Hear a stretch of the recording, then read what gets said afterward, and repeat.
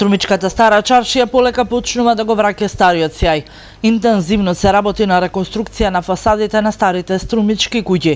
Дуќанџиите, како и станарите, велат дека истите не само што ќе го вратат стариот сјај, ќе ги вратат и спомените. Реконструкцијата е дел од проектот Локален културен развој на Министерството за култура. Оваа стара чаршија се обнови, да тие фасади кои што се автентични во ова старо градско јадро го добијат својот автентичен изглед, се реконструираат и повторно се врати нивниот архитектонски сјај.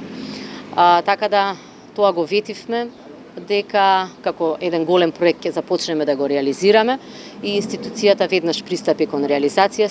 Денешната посета во градот под Царевите кули, министерката Канчевска го искористи да изврши увид и на завод и музеј Струмица, како и на активностите при изградбата на Староновиот театар, кој се очекува првите представи да ги одигра првата половина од наредната година. Да ме радува многу што забрзано се работи на изградбата на Струмичкиот театар, нешто што го ветивме, што мислам дека од огромна важност е за градот Струмица, бидејќи сепак се реконструира театарот и голем дел и од орнаментиката ќе се врати, што се вика, на самото место. Еве денеска ме информираше директорот дека и вратата, оригиналната врата на театарот, која што сега се наоѓа во Центарот за култура овде во Струмица, ќе биде вратена набрзо на влезната врата на самиот театар. Во Струмица сега и негува културата на повеќе полиња. Бројните имиња кои излегуваат од овој град значат многу за развитокот на културата во земјава.